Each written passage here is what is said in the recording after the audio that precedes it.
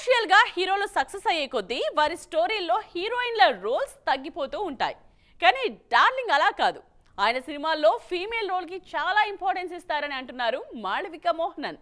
Recent సినిమాలు చూసిన వారు నిజమేగా అని యాక్సెప్ట్ చేస్తున్నారు. ప్రభాస్ మిర్చి సినిమాలో టైటిల్ సాంగ్ ని ఎంతమంది గుర్తు చేసుకుంటారో, పండగలా దిగి వచ్చాడు అనే సాంగ్ ని కూడా అంతే మంది గుర్తు చేసుకుంటారు. అంతగా జనాల్లోకి వెళ్ళింది ఈ సాంగ్.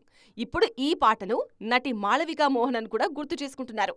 రాజాసాబ్లో ప్రభాస్తో కలిసి నటిస్తున్నారు మాళవిక. ఏ హీరో అయినా ఎదిగే కొద్దీ స్క్రీన్ మొత్తం తానే కనిపించాలనుకుంటారు. కానీ ప్రభాస్ విషయంలో అలా ఉండదు. ఆయన సినిమాల్లో లేడీస్కి స్పెషల్ ఇంపార్టెన్స్ ఉంటుంది.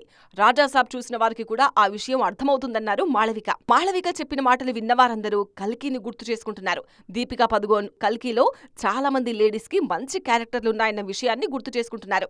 కొన్ని సీన్లే కనిపించినా దిశా పాట్నికి కూడా మంచి పేరే వచ్చిందంటుంది రెబల్ సైన్యం. రాధేశ్యామ్, సలార్లోనూ ఫీమేల్ క్యారెక్టర్లకున్న ఇంపార్టెన్స్ గురించి మాట్లాడుకుంటున్నారు డార్లింగ్ ఫ్యాన్స్.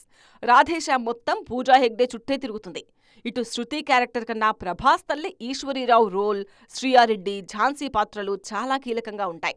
సో గత కొన్నాళ్లుగా కంటిన్యూ చేస్తున్న ఈ సంప్రదాయాన్ని నెక్స్ట్ సినిమాల్లోనూ ప్రభాస్ కంటిన్యూ చేస్తారా అనే డిస్కషన్ ఇప్పుడు జోరుగానే జరుగుతోంది.